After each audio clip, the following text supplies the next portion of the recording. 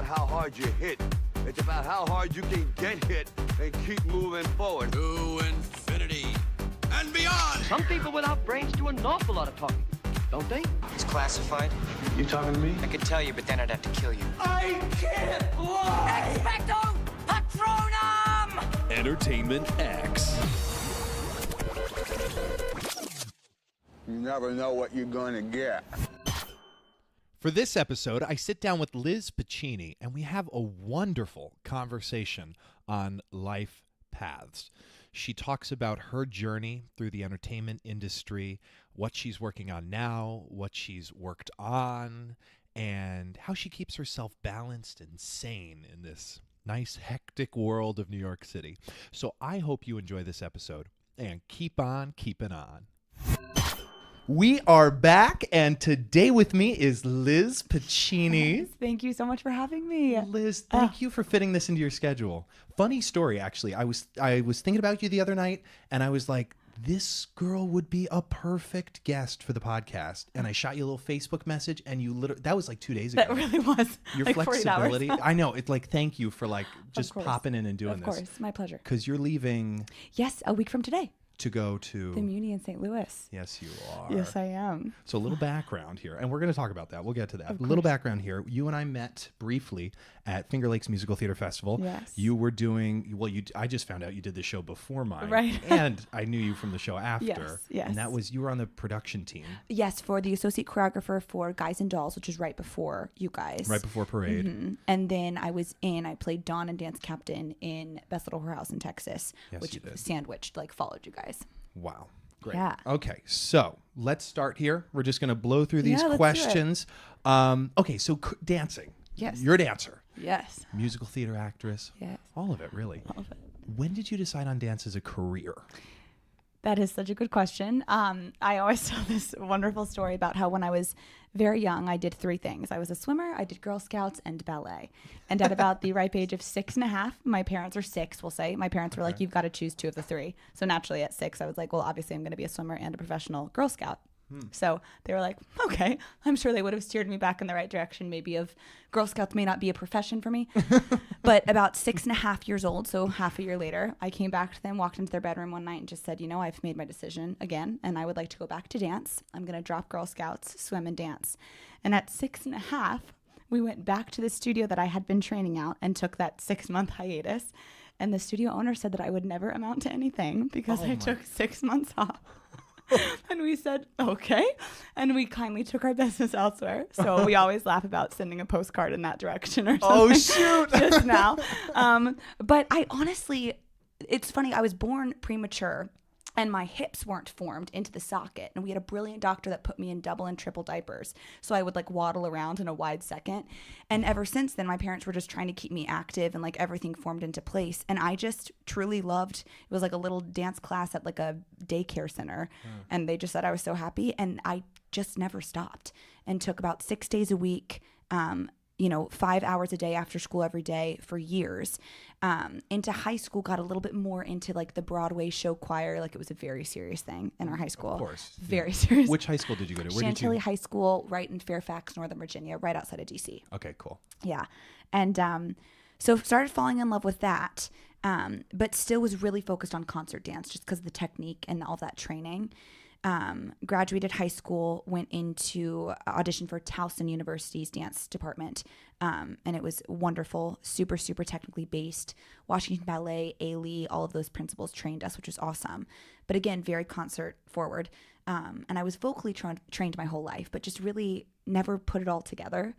I then graduated school, and it was probably my senior year that I was like, it's funny, you just think you have your life figured out when you're like 13 and then like you don't even when you're about to be in your 30s, But it was my senior year that I had a 9th semester to continue if I wanted to tack on my student teaching academic month or This is semester. high school or college? Okay. College. So when I went to Towson University, auditioned into their dance program. Yeah. So was there, did 4 years. I was graduating with the dance performance and education major. It's one of the only like offered on the East Coast. with that education component, you have to do that 9th semester of student teaching. And it was literally right before that semester was going to start, so end of the 8th semester when a lot of people were graduating after 4 years, that I was like, I don't want to not dance for a full semester and not dance while student teaching. And that was a scary, scary step to take. So I dropped that portion of the major. Thankfully, still had all the academic credits. Talked to my parents. They were like, great, let's do it. Graduated with a Bachelor of Fine Arts in Dance Performance. Still thankfully had the education components, but not the actual title. Graduated, moved to the city 4 days later, and had auditioned into an elite program at Broadway Dance Center, which helps kind of narrow the gap between what you perceive as reality in the industry and what actually is reality. And just started training hard there. So I want to say it was like that pivotal chunk of time in college where, again, I was just doing it because I loved it and I wanted a career in it, but I don't think I realized how much I wanted to be performing, which is so ironic that now my side job is teaching at Broadway Dance Center, which is the biggest gift in the world. But it was probably at that point where it was a very pivotal, like, wait a second, if I keep going with this degree, I won't dance. And I've never not been dancing. So that was just such a cool, like, rather than going through the motions, it was very eye-opening, and I dropped the entire major. Okay, I have 2 questions on please. that. At 6, was there something you saw? I know, I'm going back a few minutes. It's just so good. At 6, was there something you saw before you went to your parents' room that made you decide? Was there a thing? I don't know. I mean, I can be very honest and just say that I was sick. So I listened to my parents tell this story and I laugh. But I think it was just, I'm sure I wanted to try, to do the Girl Scouts and the swimming. And it just, maybe it was, I didn't want the tutu that I was wearing when I was 6 years old. And that's the humor of like at 6.5. And I was like, no, I'm going to go back to the tutu. Yeah. And my parents just always said growing up, and still today, I'm just so matter of fact, and it was just like, I came in that day and it was time. It was time for me to switch back. And it was, maybe I tried it or just saw if I could take a risk, but like, it was always part of me. Yeah. Which is so funny because I remember the days in the studio, even in my teens, being so frustrated if, I fell off my point shoe or, and just being so hard on myself. But it never was an option for me not to keep going, ever. Like I never, ever, ever, ever thought, as much as I was like, oh, if I ever said the Q word, quit or anything like that, it wasn't a reality at all, which is kind of cool. Also, like, it means you just can never give up. Like, you won't let yourself. But I'm thankful for that. Was that something your parents instilled in you? I absolutely think so. They've instilled such good and healthy work ethic and such a balanced one, which I think is what kept me sane. Because I think if I went all in and wasn't balanced and didn't have other activities or care about my schoolwork but just dance or care, I don't think I would have been healthy about it. But they, and I mean this with every ounce of me, are the most incredible people in the world, which is why also I'm here and able to do this. So I'm sure that is a huge component as to why that all happened. What did they teach you about work ethic? That it's essential. Like, you have to have it. It's that you have to work hard in order to get what you want and hopefully what's in store for you. Yes, but what you want and hopefully what's in store for you. Because you're working towards what you want. Exactly. But you're not quite sure if it's what exactly you're going to get or what's in store So for you. being open enough so that you're at the point. They always said, if you ever leave the city before Broadway or before you've toured or before you've done any performing show or gotten an agent or whatever it was, you're not giving up because the fact that you went there and you tried. And I think that helped so much because it alleviates the pressure of like, I've got to check all these boxes. You're doing the work, and that's what matters. And I think that's also a big thing. That's another tangent, but just for the industry, just put in the work, just put in the work, and hopefully the places that you want to be, those doors will open because you have such a strong work ethic, and that's definitely something that they instilled in me a while ago. Yeah. And your time will come. Right. If you follow the right path. And we're going to talk about this too. Yeah. So my second question with the journey from the youth through high school and college. Now, I understand it from like if you're studying at a studio in like your town and what have you, it's a lot of like concert dance. Right. It's a lot of recitals and a lot of that. Were you doing a lot of musicals in high school or college, was that not until Broadway Dance Center? That I will be so honest. I truly, musical theater was not, I did not even know in college that musical theater degree existed. Like, truly. Like, I had. Most people don't. Absolutely, right? Like, right. But, like, I mean, I had no idea. Yeah. Like, I absolutely loved it. Was, like, my sophomore, junior, senior year in high school that I started doing, like, our incredible show choir. And it's just, It's just such a huge thing. So we'd be singing and dancing and, all these mashups, and we would go to competitions and all of that stuff. And that's where I was like, I love this. I love putting it all together. But again, I don't know if I ever let myself I knew I would never stop, but like, did I actually think that it would be a part of my career? It was such a balance of like, I knew it would, but I also, maybe I was, part of me, the vulnerable side, was like a little bit nervous. So then when I knew that I wanted more of the technical training, Towson has a brilliant dance team. So that performance element is there, but I knew going to Towson, I couldn't do both. And I knew that I wanted to push myself forward with just that incredible training to get me into the room and to get me typed in. Training in technique. Totally in technique. 100%. Totally technique. Then when I graduated and came here, started that BDC program, I realized that, and I'll also be very honest, this will be part of an answer, while I was in Towson University and then graduated, it was my dream to be a Rockette. 100%. Never grew out of that stage. Never did. Came to New York, did the program at BDC. While I was immersed, starting to kind of dip my toes in musical theater and enjoying it, I also, though, was so focused on Radio City. They sent me in for like a big audition to be one of the assistants, and I was the one selected, assisted for a full year, did all of this stuff. It was great. But to be very, very honest, and this was just a huge moment for me in my career, I had auditioned multiple times before, just growing up. I had done other intensives. Now I was one assisting. Definitely was training privately. It looked like things were going in that direction. And it was probably my 8th audition, but my first one after this amount of attention and pressure and elevation in this position. And I went in and was cut at the first cut, like typed out. And it was like terrifying. It was terrifying because I was like, if this is what happens in this business where you've put tons of money, time, and effort in, what am I doing? That then, now looking back, I'm so thankful that God slammed that door shut, because if it had been cracked open a little bit, I think I would have kept pushing in that direction. And that is an incredible thing, but that's not what's for me. And when that door slammed shut, literally days later, I started down the musical theater path because people that I'd been in their classes reached out to me. It was just crazy how it all worked out. Started down musical theater, and those doors started opening, was falling in love. But since I did not go to school for musical theater, the one thing I really, really suffered in was acting. I mean, I had no idea. I had that lifted chest, a good presence, but I had I couldn't storytell. I didn't know how to be a girl in cabaret, but then act like a grounded athletic male in Shoeless Joe. It was just so hard for me.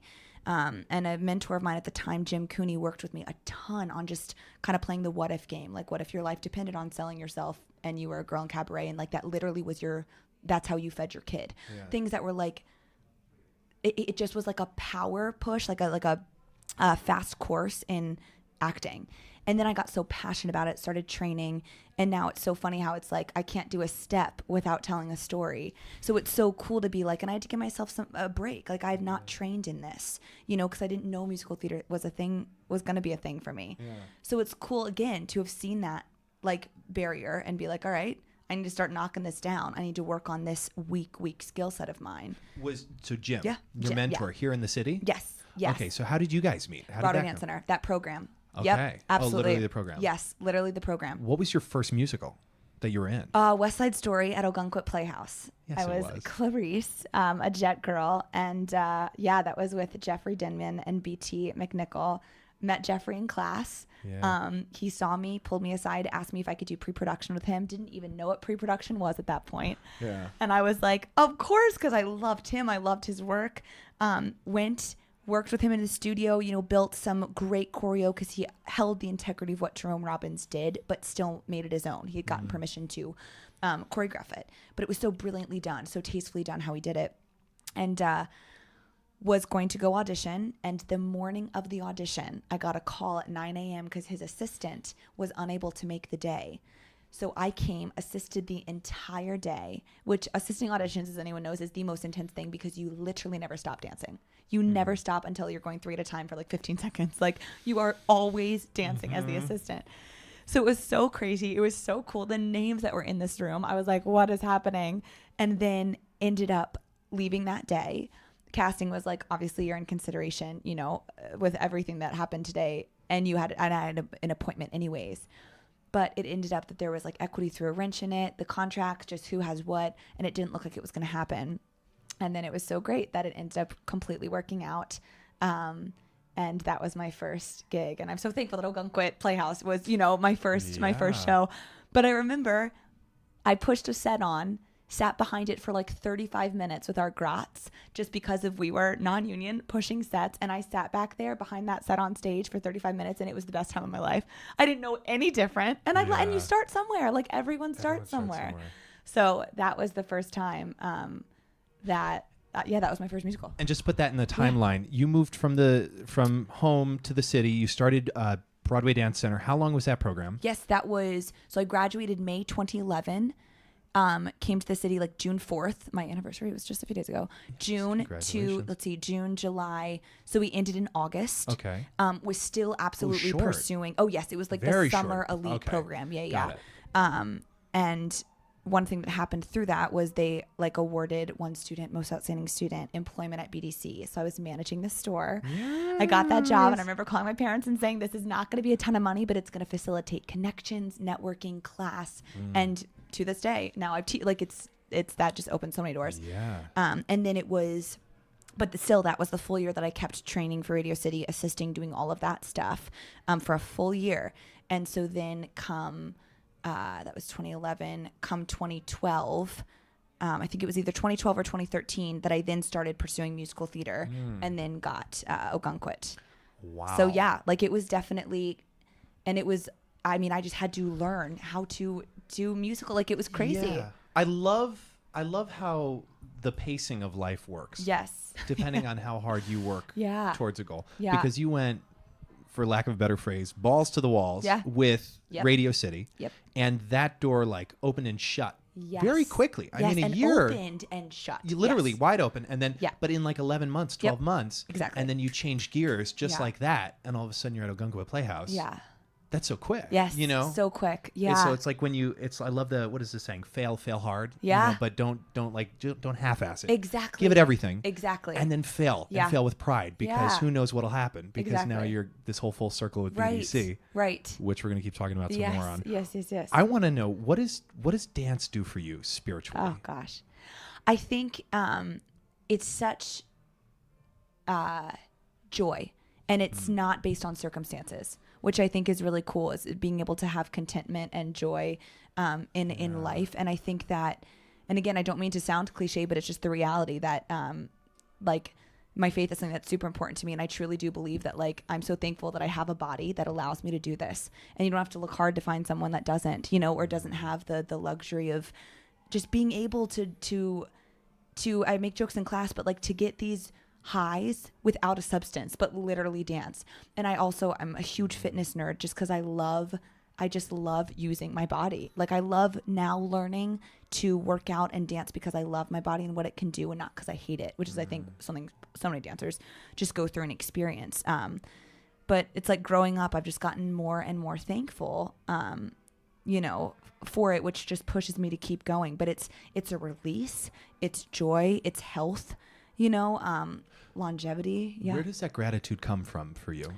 I think again, my parents are such givers, and in the sense that they're wonderful people, and I think that they've just helped me keep my focus in the right place. If my worth came from people in this business or opinions or my body or things like that, I would be a mess. I would be an absolute mess. Yeah. And so I think that, and I don't say this lightly, I'm not just throwing the Bible verses out or saying, but I think since my worth is based in something so much greater, it is the thing that keeps me being able to put one foot in front of the other, because it keeps me sane and it keeps me balanced when what we do is crazy. I don't think that we were built for rejection, and that's literally what this business is. And it's not personal, and we get that, but it's so personal because it's what we do and it's us, so while it's not, it absolutely is.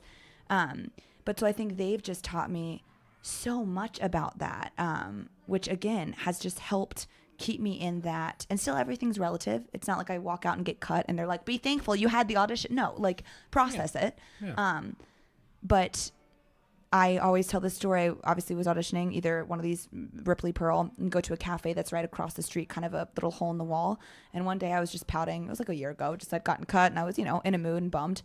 And I sat there and one of the lovely servers was giving me a coffee. And she was like, you are always here. Like, do you live around here? And I was like, well, I don't stalk you. And I just explained, what I do. But of course I was like frustrated because I was cut and I was embarrassed. And she looked at me and in broken English, she said, I would have killed to be able to do what you do. But my parents didn't have the money. We weren't able, I could have never performed, but like, good for you. And she like put my coffee down and I was like, this woman would kill to be cut or typed out at a call, but actually have the opportunity to try it, and it just, that conversation just opened my eyes to like, thank God I'm getting cut, like, cause I'm actually doing this, it's like perspective, taking a step back and being like, which is why I hope when I get my debut, it's something where fulfillment has to come from something else. Because the second you get that call and you get your Broadway show, it's going to close eventually. You could suffer an injury. You may have complications with your cast. You may have all of this stuff, but it's also like I haven't been on Broadway, but it's not going to be much different from any other show you've done. Right. I mean, it's there's going to be a dressing room. It might be smaller than the ones that are in the middle of the country. Right. It's going to be about the same. And you're going to have 18 other things to complain about or freak out about. And it's Yeah. And I just never, ever, I want to set myself up to not be the person. Yes, I'll have hard days. I'll be tired, things like that. But just, it's not, there are no complaints, and I think that as cheesy as it is, a woman I love, Bonnie Erickson, always says, a BDC, like the head of the program when I was there, an attitude of gratitude. It's so cheesy, but it just, that gives you perspective. But that's what I love, what we're breaking down right now in this hour-long conversation, is because all these phrases we're going to use are cliche. Yeah. And I'm using air quotes, are cheesy, Totally. air quotes, but the meaning behind it and living in it, which is what you're doing, makes it so real. I mean, it's so real. Yeah. Yeah. Like attitude, what was it? Attitude of gratitude. Yeah. I love that. Yeah. And it's also fascinating how after you have a cut like that from the Right. thing, how life puts someone in front of you. Exactly. I mean, that was not coincidence. Exactly. It was not. Exactly. And I've had that moment before too. It's Yeah. funny you say that because I had that too. And I was like, oh my goodness. Oh my good. It just Right. blows my mind. Right. To see that. Right. I absolutely love that. Yeah. I want to talk a little bit here. Biggest lessons learned in Yeah. regards to career Yeah. right after college. Okay. Yeah, we talked about the Rockettes, pursuing that. I'm kind of curious. You were on your own, Yeah. living here, right? Because your family doesn't live around Correct. here. What were some of the thought processes going through your mind, like on Yeah. the low days? How did you get yourself through? Totally. I'm just curious. Anything stands out in your mind? Yeah. I think, I definitely, maybe my first year after Radio City doors shutting and me going down that musical theater path and loving it, but I did not know how to say no at all. And that's still something that I struggle with, but I've gotten so much better. But I did not know how to say no, and I was pushing to the point of insane exhaustion, which meant that I could never be on when I needed to be on. And of course, anyone wide-eyed in this business thinks that you say yes to everything, you take every opportunity, and you just don't. You don't. Because then when you need to be on, you physically, mentally, spiritually, emotionally actually can't. And it's so funny that like there are statistics that show like if you smoke, you could get cancer. If you have sex, you could get pregnant. If you do not rest, you literally shorten your lifespan. Like if you are losing sleep, like it is proven, it's not a maybe, Yeah. And it got to the point where like my friends were a little bit worried about me, my family, and it was just kind of a good come to Jesus of if I keep running myself to the ground, I'm going to spread myself so thin to the people that want me that I'm going to do a disservice to everyone, including myself. And that was a hard thing to learn because it wasn't like I did that and I finally started slowing down and then I got a call for Broadway. I didn't. And I'm so thankful I didn't because I think it would have been a Band-Aid and then I would have been fine and kept pushing. And so that was a huge thing. Yeah. Because I think I learned to deal with lows or getting cut by just keep saying yes and doing this and pleasing everyone. And it just, it is scary. Like you just can't do that. You lose yourself. How did you get better at saying no to things? How have you? Yep, I am still in the throes of that. I would say that the answer to your question that you had just asked, that kind of happened that first year pursuing musical theater. Then I can be very vulnerable and saying about a year ago, in 2017, I kind of started going down that path again. Now that I'm so thankful to be so established in the city and be at BDC and be in front of hundreds of people and be known, and hopefully for genuine reasons. With that comes hundreds of people thinking that you are their best friend, thinking that you are accessible, me making myself attainable, but it's just a lot. It's a lot, and I did not know how to handle it, and it got to be so extreme that I then was not saying no to anyone in my life again. And it just got to the point where I had a little bit of like I wasn't so healthy and happy, and realized that I was just pouring from an empty cup. And had to physically, I know myself, and I had to physically remove myself from the city just for a week. My extended family is all in Jersey, and I was able to own that and be like, I need to say no and be unavailable to everything. Be it I get a call, physically be it unavailable. actually, exactly. So I had to physically remove myself, get away. And I've started reading books called Boundaries, literally things like that. I've started talking to people that I admire that have gone through a similar thing that I have. And I'm just learning that I'm a good teacher, friend, mentor, role model if I do say no and I have healthy boundaries up, and I'm not attainable to everyone. I'm not accessible to everyone. Because then when it comes to people that I want to pour into and that invest in me, I'm able to give that, and then when it comes to me being on, I'm able to be on, and that's, that's daily. That's daily been a journey. And I know it's still going to happen. Like it's just going to get crazier when I get my show or, things like that. But being able to juggle that, and then it's respectful to people too. I'm not responding to every single person and making everyone feel like, oh, she wants to be my best friend, when that's just not fair. And that's a hard thing to say. And it's scary because it's like, well, what if people stop coming to my class because of it, or what? What if people hate me? Exactly. The whole thing. Yeah. Exactly. And it's just like, you know what? I need to give them more credit that they know my integrity. And if that's what it's about, then that also answers questions, Yeah. So, but that's a hard, especially not being the teacher at Broadway Dance Center that has 18 Broadway credits. It's like, well, if they're just coming because they like me and talk to me and then I stop. But again, I've got to give them the credit, like come to my class. Like if you want that, just come. Yeah. But I have to be able to shut down, have my time, unwind, or I won't be able to give to anyone. Yeah. And that comes from a level of self-respect. Yes. And respect for others. Yeah, exactly. Like I respect you enough that I'm not going to keep contacting you. So when I show up to class, I can properly give 1,000%. Exactly. And that's just been cultivated, I guess, right? Yeah. You had that. Yes. Something that's just ongoing. Yes, exactly.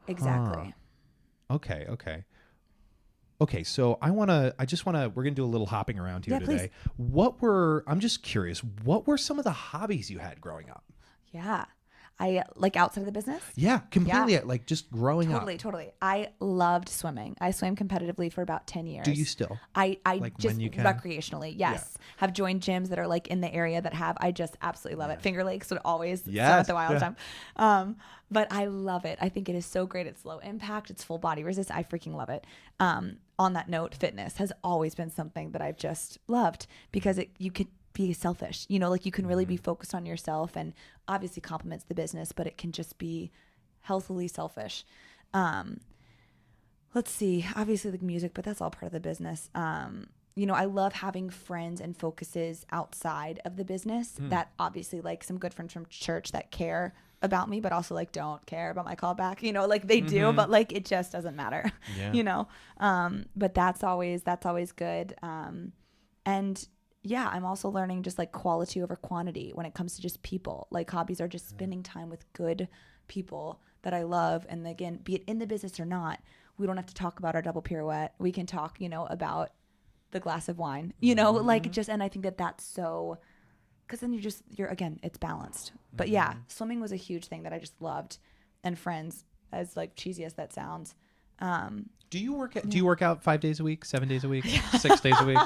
9. No, I am. The one thing I've also implemented with my rest in 2017 is 6 days. I must give myself 1 day a week where I don't sweat, and it kills me. It kills me, but I know it is the best thing for me on so many levels. But it's like I have for to your like tendons, not even right, the muscles. exactly, For the bones. exactly. Yeah. So it's like I will. It's so hard for me, mainly because I love it, not because I'm trying to like. I just love it. Yeah. But I also need to realize that even if it feels good in that moment, 7 days a week is not okay. Yeah. So Yeah. But yeah. That's important. It's such an important balance. And I'm curious, where does, metaphorically speaking, filling your cup up come from for you? Like, how do you do that? Yeah. Like, how do I get that restoration? How do I get that refueling? Yeah. I think what I'm realizing now is being alone. And I've always been like the Susie Sunshine with everyone all the time. And I love that.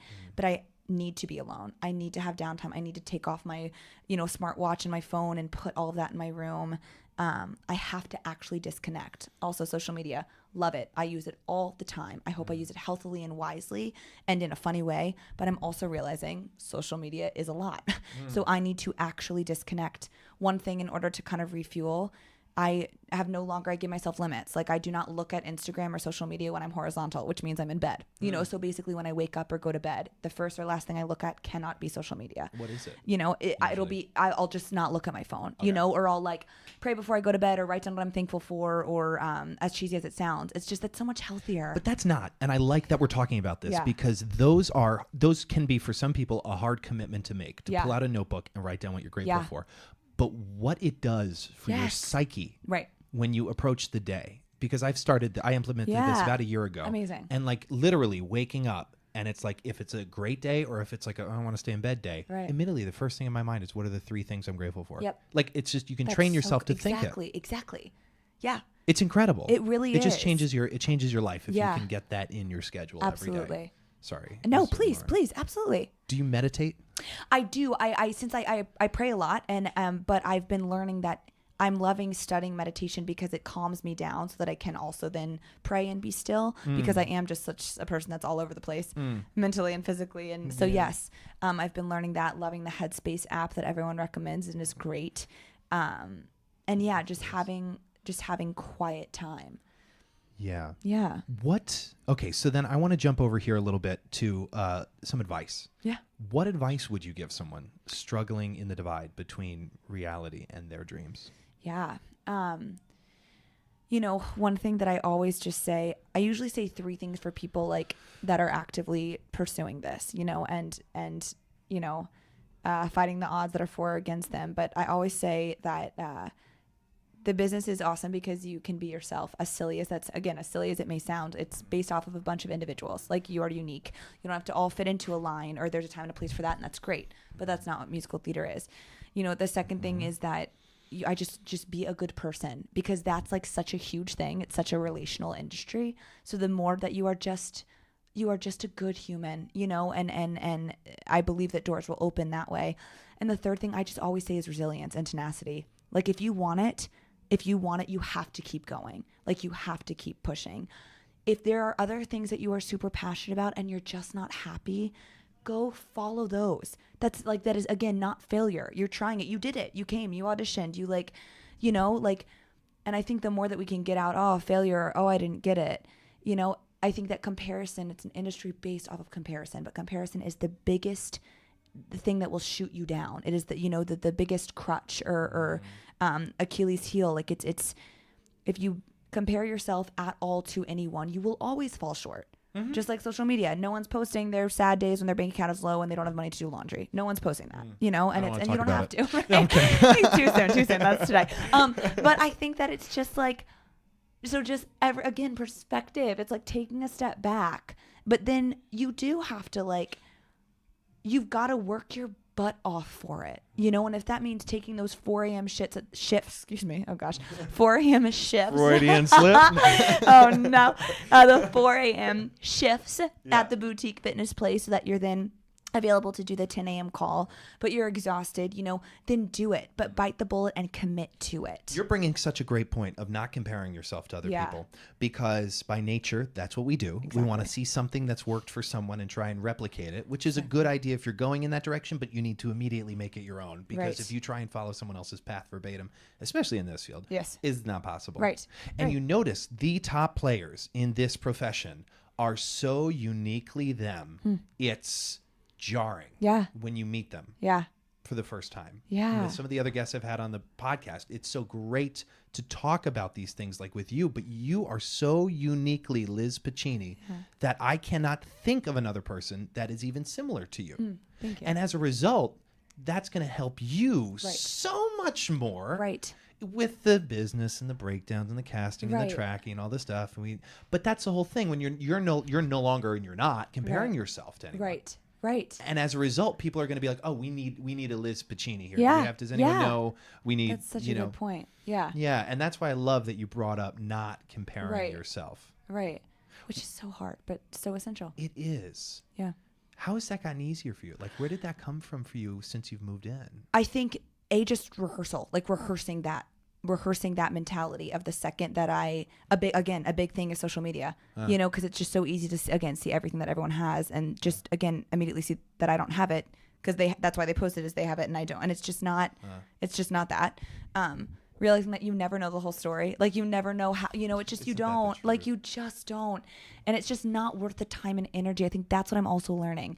I'm not 97 years old, but I'm not a young spring chicken. Like I'm not 12, you know, and so I'm like, I'm exhausted and I'm tired. I'm overwhelmed for great reasons, but I just don't want to put the mental energy anymore into comparing myself or saying, what if I'm going to put one foot in front of the other, in front of the other, in front of the other. And like also realize, I think it was my friend said that this reference at church the other day, someone said, think about like when you have the photo that has to go into the dark room and sit in that solution in the dark in order for it to be lifted out and then be the brightest, most incredible photo it is. And it's like that analogy, like there's so many analogies, you know, that are so good. But again, I always wish I could syringe this information into my students or my friends or my peers. But it's like, it's life. You learn that as you go. And you learn also that like, yes, I love what we do. It's who I am. But there's a lot in life. Like there's a lot that happens and there's a lot that again, just clicks you into like, thank God my knees are still holding up and I could have just taught that 90-minute class. Thank God that I was able to vocally sustain, you know, these things that you just, again, it's that cheesy attitude of gratitude that is so sincere. But I think the second that you stop comparing and you find something to be thankful for, literally be it you've got a new pair of shoes, like it doesn't matter what it is, just replace the thought with something else. Being really, truly, you know? And it's like, what's that quote that's like, what if you, and be it anyone, like I'm not preaching, but just like there's some quote that says something about if you went to bed, if you woke up with what you thanked God for last night, would you be alive? You know? And it's like, what did I thank God? Right. And it's just kind of like, or what have I just been thankful for? Whatever it is for you that you're thanking. It's just that reiteration of like, I would have literally nothing right now in this moment because last night I just was, you know, and it's just a nice check-in. Then you walk into an audition and it's just the pressure is off because it's not going to make or break you. And they see that. Now that I'm on the other side of the table, we see that. Like we see that the desperation. You can smell insecurity from a mile away. Gosh. I know. Like it is so funny how it's just not even about skill that much anymore. Like it's just who you are and the confidence. Sell it. Just freaking sell yourself and be fun. Because like that's what we want to work with. We're all in a relationship at the end of the day. Yeah. You know? And like me seeing that. And that's also helped. I'm going to be so honest. Being on the other side of the table lately as much as I have been. Being an associate, helping casting, running auditions for Ogunquit, Finger Lakes, all these things. It's been so cool for me to see it is just so much bigger than that person that's singing the 16 bars. It is so much bigger than me that's leading the dance call that's nervous. It is just the factors of this puzzle. It's like a puzzle that doesn't even fit that fits sometimes. Like it's just not about you. And it just has helped. I think it was this season that I was running auditions all morning, which was weeks of just craziness. And like one day specifically was running auditions all morning. And then I had to sprint to 2 of my own appointments. And at first I thought that the day I was going to be like all over the place emotionally. It just leveled me out. Because I was running those auditions, sitting behind the table being like, you guys are phenomenal, but like you're just 2 inches too tall than what we need and you look too much. So it's just like you're literally the best one in this room, but like we just can't, you know? And then I went to my 2 appointments and I was like, because you just never know. You don't know if the show is freaking cast already. Like it's just, again, which is like, you know, which can be frustrating, but I get it. I want to work with people I know. I can't wait for when I have my first show after I'm done performing and I can hire all of the people that have been loyal to me for the past 5 years training in my class when I had 5 people now to 75. You know, it's like, so I get it. I get that you want the people you know. You know? Yes, I do. Yeah. And what are your views on relationships in the industry? I think that is what your kind of the longevity of your career is based off of and based in 100%. And I think that there are great sides to it. I think that there are some tough sides. I believe that yes, when people like roll their eyes and they're like, oh, I don't want to network, you have to do that. I think that there are absolutely wonderfully healthy ways to do it and maybe some that aren't, in the sense that the people that I want to work with and network with, I want to put in the work because it's going to be the right way. I trust that it's the right way with them. And I'm not talking anything crazy, but just who you are and just like taking class for the right reasons and just like all those things. It takes work because I want the people I want The people I want to work with, I want to work with me. You know, I want it to not just be, you know, Yeah, I think I know what you just said. I think I canceled out like 8. I could have just said one word, but No, like, but it makes sense. It makes sense though. Like I want you to want me, and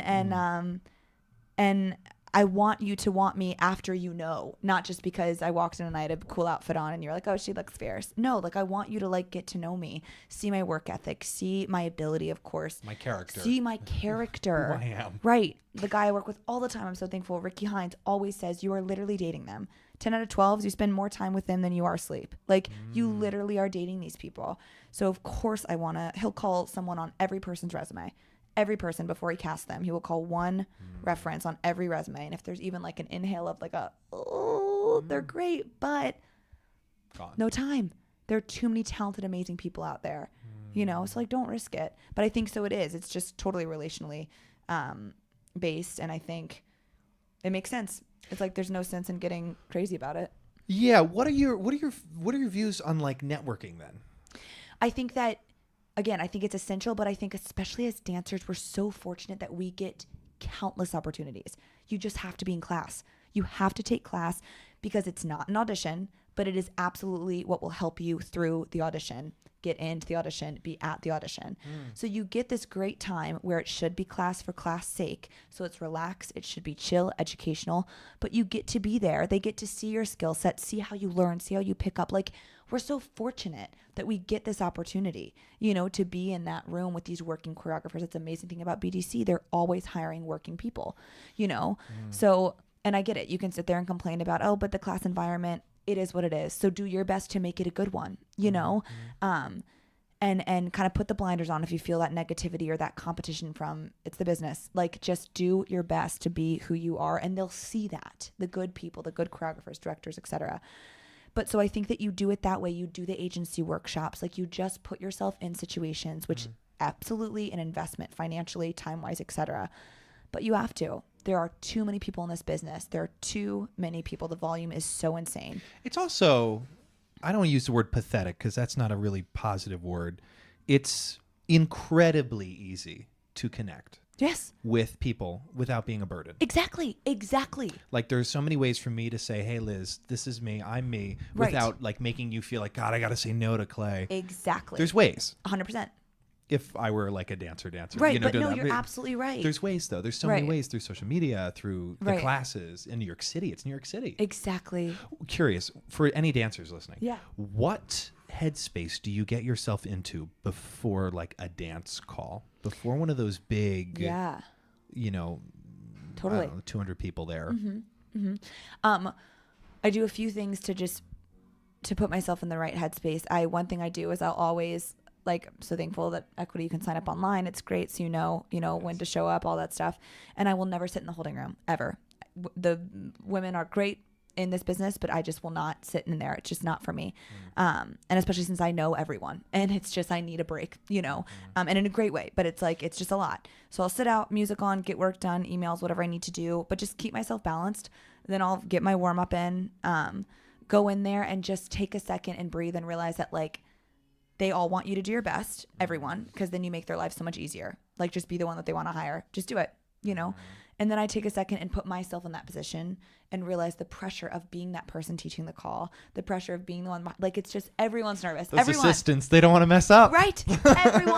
Everyone is nervous. Yes. You know, and it's just like when you realize that and like, and you look around the room and it's just like, you know, and sometimes I'll literally do this. When we switch lines, if I'm getting in my head, I'll look out onto 9th or 8th Avenue, wherever we are, whatever. Yeah. And I will see all those people bustling around. And I'm like, you guys don't care if I just fell out of my turn. Like, you don't care, you know? And it's not to diminish what we do, but it just like. It's a reality check. Right. And my friend Ricky always says, at the end of the day, we're doing a musical.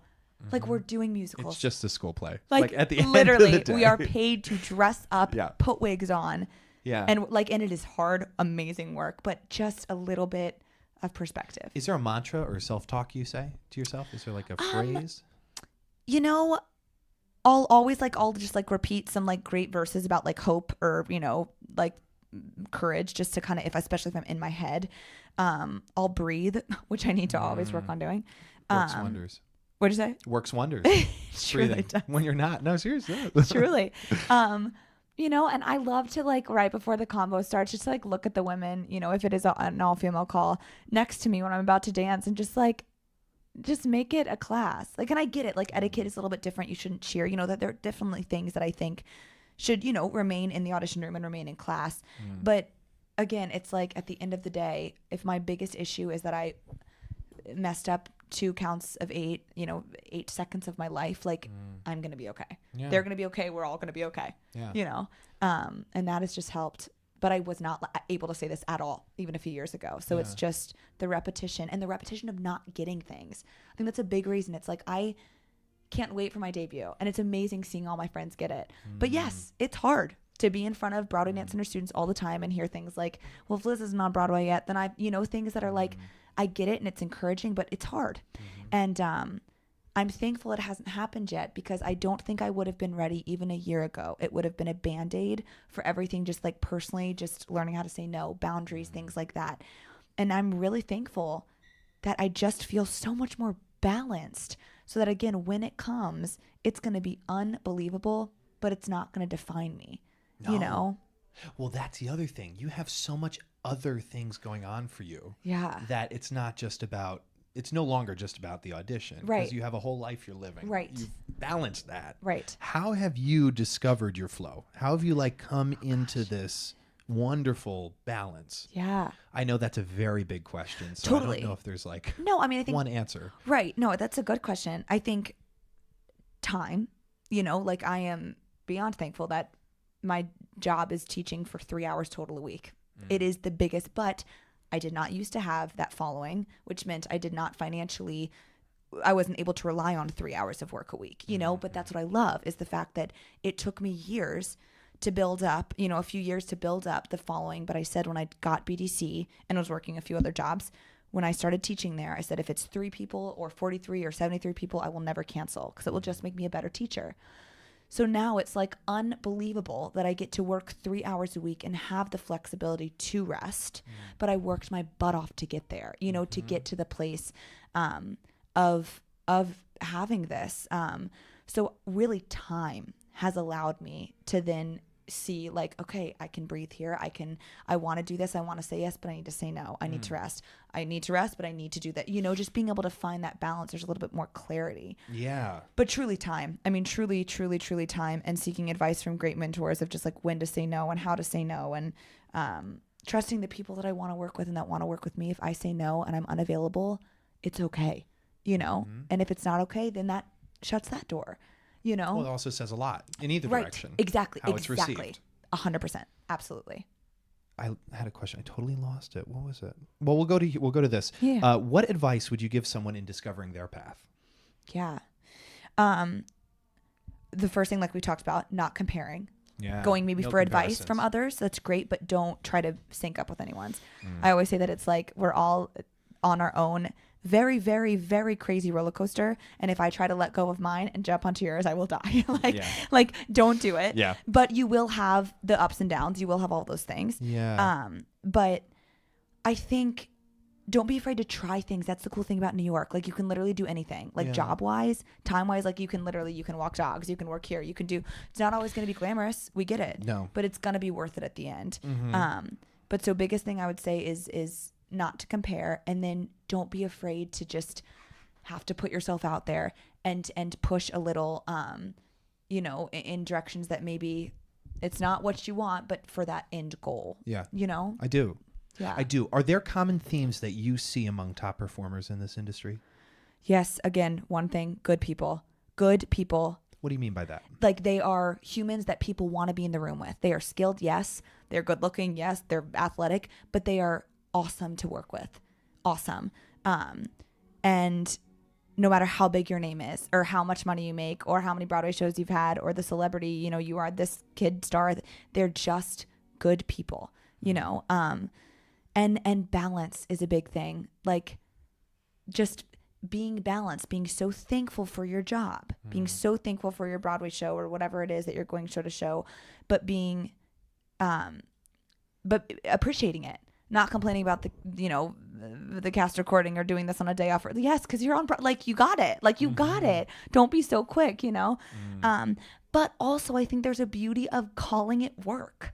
Like it's a job and it's awesome. But I think, again, it's just all about the balance, you know, and I see that in just wonderful performers and my friends that are just going show to show to show in New York. It's like, and when we hang out, it's not about, like I said, it's not about the business. It's not about, you know, this audition or this agency or things like that. It's just, again, I keep going back to the word, but balance. Balance between, and correct me if I'm wrong Yeah. here, balance between professional and like friends. I wouldn't say personal like dating. I don't mean that. Right. I mean like being like, hey, I'm friends with you, but knowing when to take that hat off and put on, like, listen, I know we had a few drinks together and we hang out. Totally. But now we're going to be professional. Right.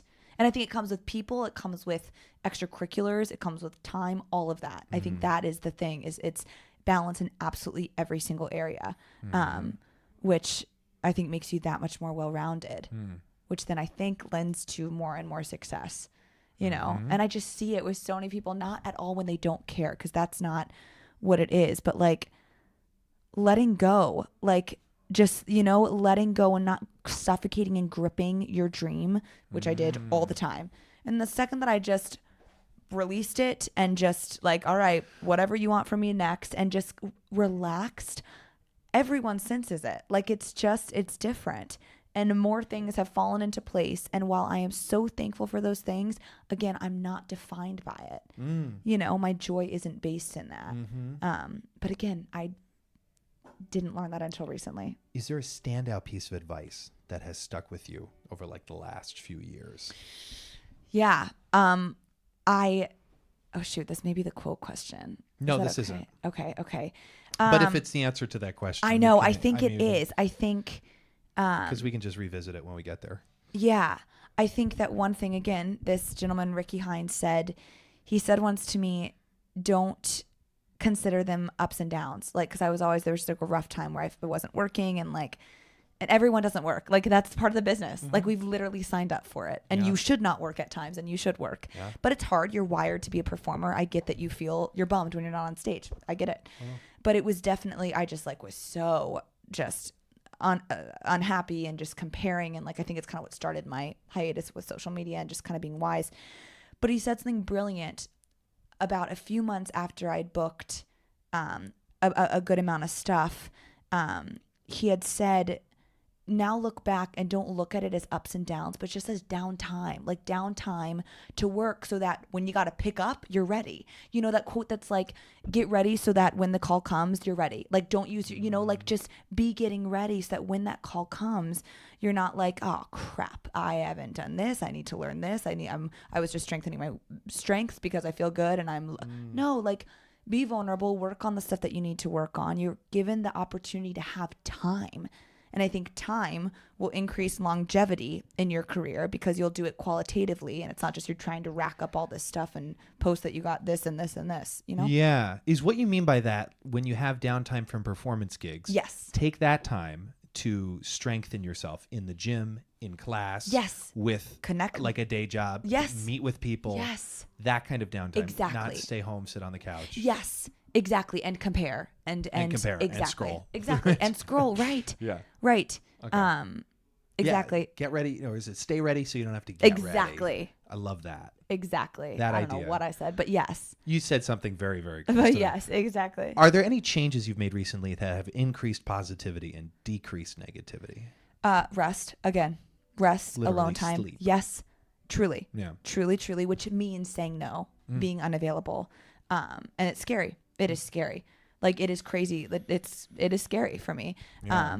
But yes, being unavailable, learning that like I can't take every class on at BDC, that I can't go to every audition, that just things that are like, again, thinking quality over quantity. And that has truly, truly helped. How do you view happiness?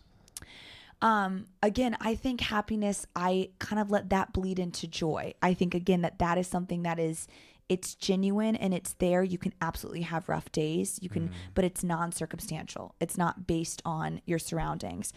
My mother very, very wonderfully and wisely said to me, because my best friend Alyssa, who I live with, is a Rockette, which is hilarious. She took over my assistant position when I quit. Like it is just so funny how everything worked out, and I love her to death. The units oh, to live exactly, in Manhattan. exactly. And she is my best crazy. friend, and we have worked through, just because it's tough.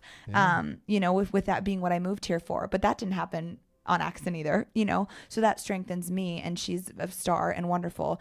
And my mother said when she got it, my mom said, do not ever be the woman who is only happy for Alyssa when you get your show, when you get your debut.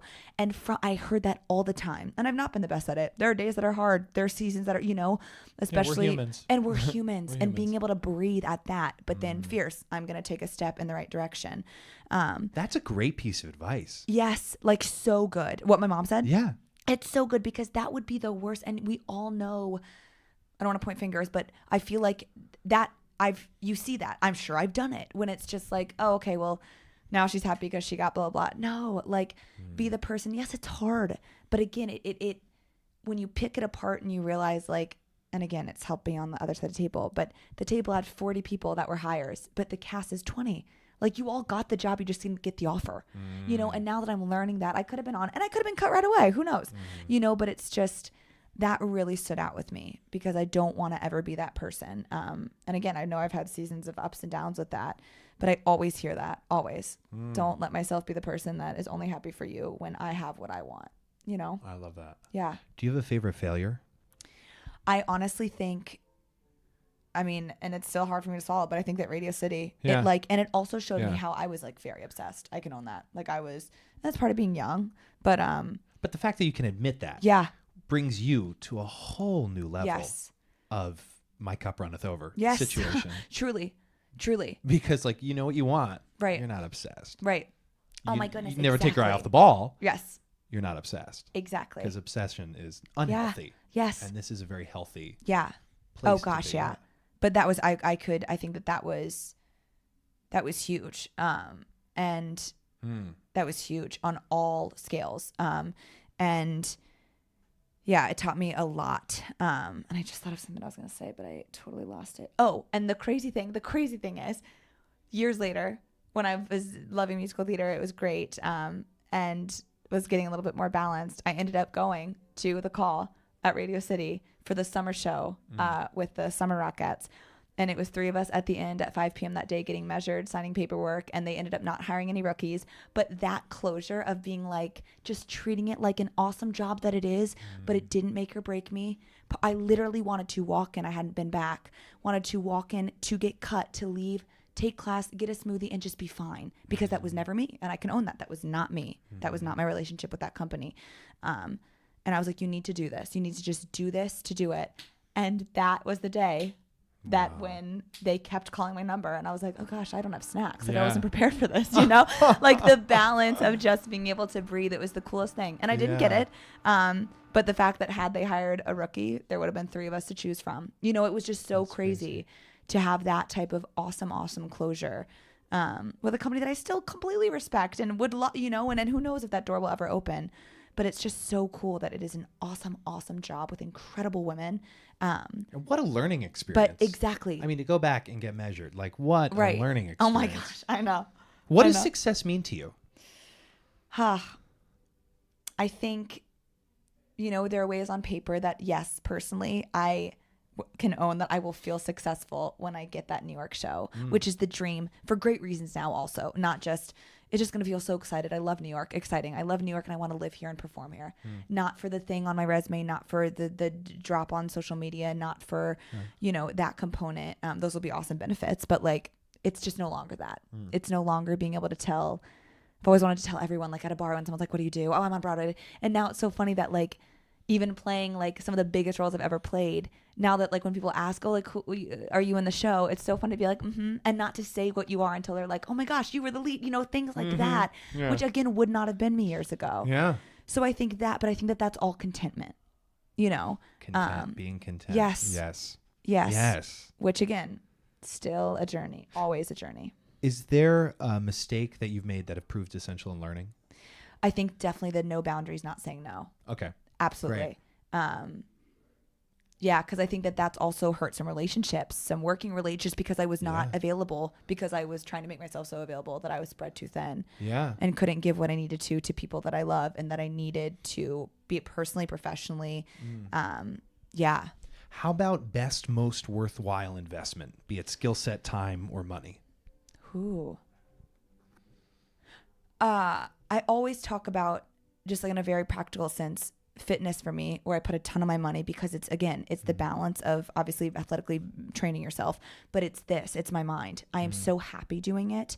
Like I obviously am performing and dancing and taking class, but it can be about me. So just like literally financially speaking, that is a huge place that I put a ton of my funds, because it is a gift that keeps on giving in all aspects.